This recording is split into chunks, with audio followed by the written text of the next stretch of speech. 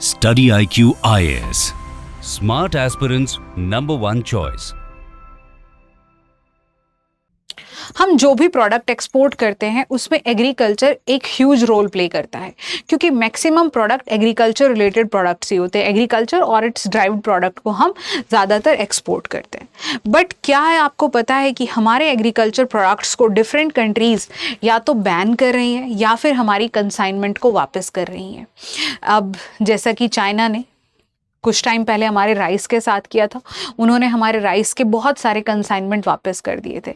फिर उसके बाद जापान ने हमारे मैंगोज़ को बैन कर दिया अपनी कंट्री में, क्योंकि जब जापानीज़ ऑफिशियल्स हमारे यहाँ चेकिंग के लिए आए तो जो प्रोसेसिंग प्लांट्स से, जो थर्मल प्लांट्स से जहाँ पर एक्सपोर्ट के लिए मैंगो को रेडी किया जाता है, तो वहाँ पर फ्रूट फ्लाइज का इशू मिला, तो उसकी वजह से मैंगोज़ को बैन कर दिया। और जापान ने ये बैन 20 साल बाद अपलिफ्ट किया था और फिर से हमारे मैंगोज़ के ऊपर में बैन लग गया जापान में। अब चाइना ने फिर से हमारी कंसाइनमेंट को, हमारी रेड चिल्ली की कंसाइनमेंट को बहुत ज़्यादा मात्रा में रिजेक्ट कर दिया है। बहुत सारी कंसाइनमेंट जो थी उनको रिजेक्ट कर दिया है। अब इसकी वजह से हम जो इंटरनेशनल लेवल पर जो अपने आप को स्टैंड कर रहे हैं कि हमारे एग्रीकल्चर प्रोडक्ट्स जो है बेस्ट है, अब हमारी जो इमेज है वो तो खराब होगी। But why this is happening to our agriculture product? क्यों हो रहा है? क्या ये एक ट्रेड रिलेटेड कंसर्न है या एक्चुअली में हमारे प्रोडक्ट्स में कोई दिक्कत है? तो वो हम इस वीडियो के थ्रू जानेंगे कि चाइना ने क्यों हमारे प्रोडक्ट्स को बैन किया। तो देखिए, सबसे पहले हम समझते हैं कि हमारे यहाँ जो जितना भी एग्रीकल्चर प्रोडक्ट हम उगाते हैं, मैक्सिमम में हम केमिकल्स का बहुत ज़्यादा यूज़ करते हैं। ठीक है, पेस्टिसाइड हो गया, हर्बिसाइड हो गया, फिर केमिकल फर्टिलाइजर्स हो गए। अब ये जो बहुत सारे पेस्टिसाइड्स हैं और हर्बिसाइड्स हैं, दे आर कार्सिनोजेनिक। कोई नर्वस सिस्टम पर इम्पैक्ट डालता है, कोई कार्सिनोजेनिक होता है, कोई रेस्पिरेटरी सिस्टम पर इम्पैक्ट डालता है और ह्यूमन हेल्थ को, प्लांट हेल्थ को, वहाँ की बायोडाइवर्सिटी को बहुत ज़्यादा इम्पैक्ट करता है। तो जितने भी हमारे फूड सिक्योरिटी स्टैंडर्ड्स हैं, SOPs हैं हमारी, ठीक है, स्टैंडर्ड एंड फाइटोसैनिटरी मेजर्स हैं, हर एक कंट्री के डिफरेंट रूल एंड रेगुलेशन होते हैं। सब एक कंट्री अपने अकॉर्डिंग, अपनी कंट्री की पॉपुलेशन के अकॉर्डिंग, अपनी प्रेफरेंस के अकॉर्डिंग बहुत सारे केमिकल कंपाउंड्स को बैन करके रखती है या फिर उनके अंदर एक परमिसेबल लिमिट ला देती है कि अगर इससे ज़्यादा ये कंपाउंड आपके प्रोडक्ट में पाया गया तो we will not allowed in the country. तो यहाँ पर जो हमारी ड्राइड रेड चिल्ली थी, बहुत सारी कंसाइनमेंट के अंदर मिथामिडोफोस पेस्टिसाइड के रेसिड्यूज मिले हैं अबाउ द परमिसेबल लिमिट, जिसकी वजह से चाइना ने हमारे कंसाइनमेंट्स को रिजेक्ट कर दिया। क्योंकि ये जो मिथामिडोफोस है ये ह्यूमन हेल्थ पर बहुत ज़्यादा इम्पैक्ट डालती है और इसका जो मोड ऑफ एक्शन है वो है नर्वस सिस्टम को इम्पैक्ट करना। ये जो पेस्ट को किल करती है ये उनके नर्वस सिस्टम को ब्लॉक कर देती है, जिसकी वजह से डेथ हो जाती है। तो ह्यूमंस के अंदर भी ये नर्वस सिस्टम टॉक्सिसिटी क्रिएट करती है, जो कि चाइना में अलाउड नहीं है। इसलिए हमारी, और ये जो मिथामिडोफोस है ये इंडिया के अंदर एक अप्रूव्ड पेस्टिसाइड भी नहीं है, फिर भी फार्मर्स इसको यूज कर रहे हैं और इसी वजह से चाइना ने हमारी कंसाइनमेंट को लौटा दिया है। अब ये इशू हमारे लिए इतना ज़्यादा इंपॉर्टेंट क्यों है? Why these red chilies are important to us? क्योंकि चाइना जो है हमारा सबसे बड़ा बायर है रेड चिलीज का, और हम हर साल around 2.3 lakh ton red chillies China को एक्सपोर्ट करते हैं। तो यहाँ पर अगर हमारी कंसाइनमेंट को वापस कर दिया है तो हमारे जो फूड सेफ्टी प्रोटोकॉल है या इंस्पेक्शंस है या क्वारंटाइन मेजर्स है, इनके ऊपर एक बड़ा सवाल उठता है और इन फ्यूचर ये हमारे स्पाइस ट्रेड को भी काफ़ी ज़्यादा इम्पेक्ट कर सकता है।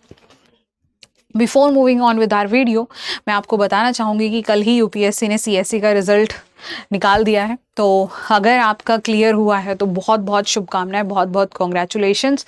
बट अब टाइम वेस्ट मत कीजिए, अपने ऑप्शनल की तैयारी में लग जाइए। और अगर आपने नहीं क्लियर किया है सो डोंट वरी, बहुत बच्चों के साथ ऐसा होता है, कोई फर्स्ट टाइमर होंगे और पेपर इस बारी बहुत डिफ़िकल्ट आया तो डिसहार्टन नहीं होना है। UPSC is a long journey है, तो इसको चलते रहना है।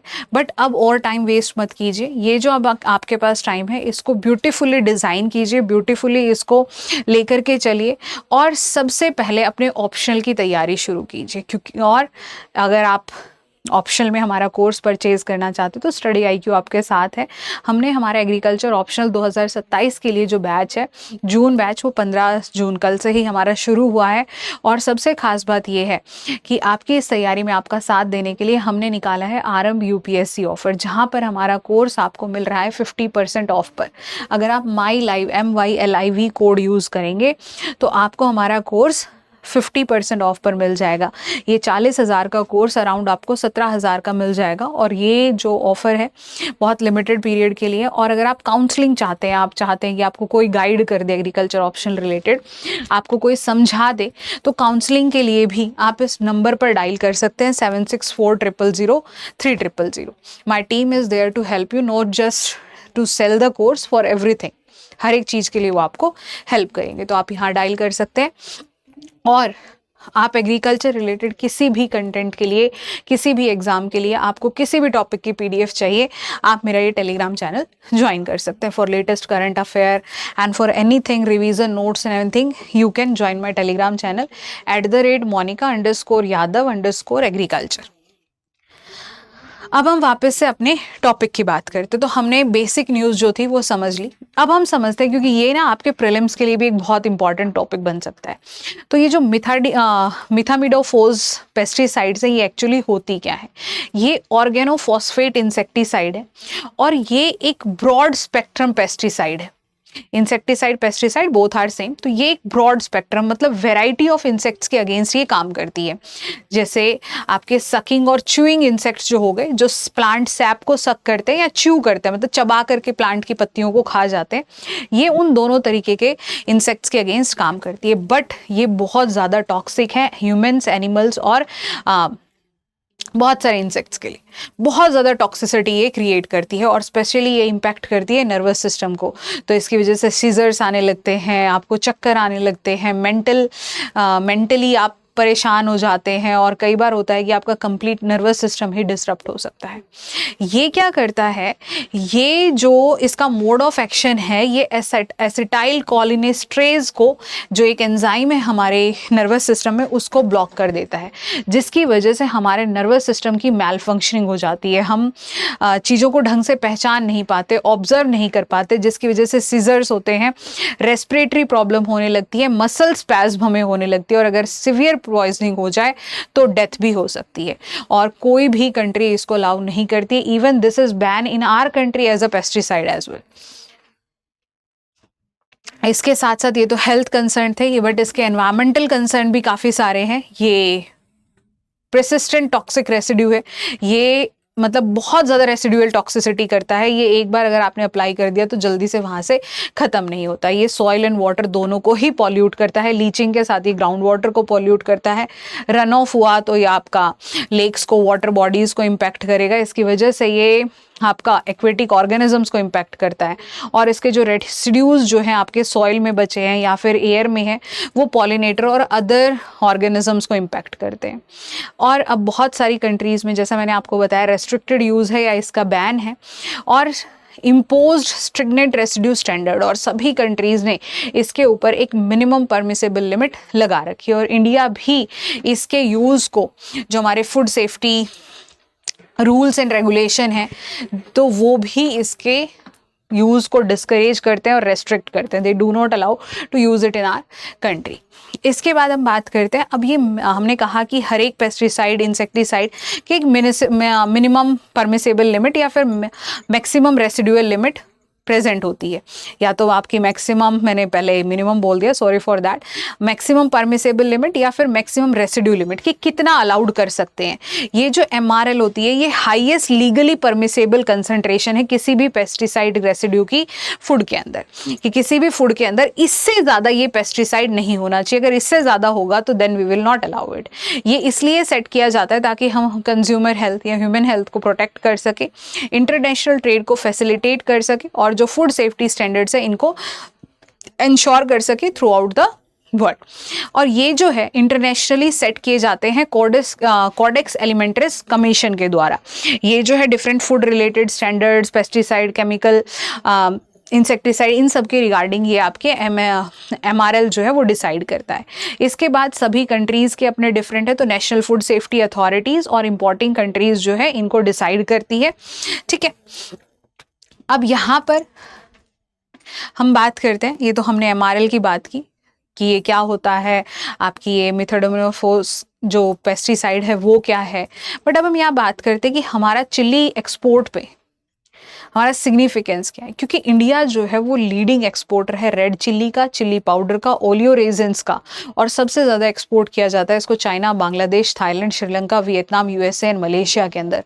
और इस रिजेक्शन के बाद सीधा असर पड़ेगा हमारे मेजर प्रोड्यूसिंग स्टेट्स पर, जो कि आपके हैं आंध्र प्रदेश, तेलंगाना, कर्नाटका, मध्य प्रदेश एंड महाराष्ट्र। ये चिल्ली प्रोडक्शन के मेजर स्टेट है। आंध्र प्रदेश में तो सबसे ज़्यादा प्रोडक्शन होता है, तो यहाँ से भी आपके क्वेश्चंस पूछे जा सकते हैं। अब इसका जो इम्पैक्ट पड़ेगा वो हमारे एग्रीकल्चर एक्सपोर्ट पर पड़ेगा, और जो हमारे प्रोडक्ट्स हैं उनको एक इन्फीरियर क्वालिटी से देखा जाएगा। ठीक है, और हो सकता है इन फ्यूचर की एक्सपोर्ट के कॉस्ट बढ़ जाए, इंपोर्ट ड्यूटीज़ हमारे ऊपर लगा दी जाए, ठीक है, ताकि अदर कंट्रीज ट्रेड में गेन कर सके, और इसका सीधा असर पड़ेगा हमारे फार्मर्स के ऊपर, उनके इनकम के ऊपर। लो प्रॉफिटेबिलिटी होगी चिली ग्रोअर्स को, तो ये इशू हो सकता है। इसके साथ साथ डिलेड शिपमेंट हो सकती है, टेस्टिंग कॉस्ट ऐड हो सकते हैं, and some time complete ban और सस्पेंशन भी हो सकता है। And it will also impact our reputation as well, हमारी रेपुटेशन को भी बहुत ज़्यादा नुकसान पहुँचाएगा। So this is all about for this video. I hope you liked it, और अगर आपको अच्छी लगी हो तो प्लीज़ कमेंट सेक्शन में ज़रूर बताइएगा, और अगर आपके कुछ व्यूज़ है तो आप ज़रूर शेयर कीजिएगा, और इसके फ्यूचर इंप्लीकेशंस क्या हो सकते हैं, and what is happening in our food, कि चाइना, जापान, अदर कंट्रीज़ हमारे प्रोडक्ट को बैन कर रही है, बट वी आर ईटिंग, हम अपनी कंट्री को क्या फीड कर रहे हैं। तो इस पर भी जो आपके सजेशंस है ज़रूर आप शेयर कीजिएगा, और अगर आपका एग्रीकल्चर ऑप्शन है तो टाइम वेस्ट मत कीजिए, कोर्स के लिए सब्सक्राइब कीजिए, and I promise you that you will not regret buying our course. Thank you so much and have a nice day. Study IQ IAS, making India smarter and better.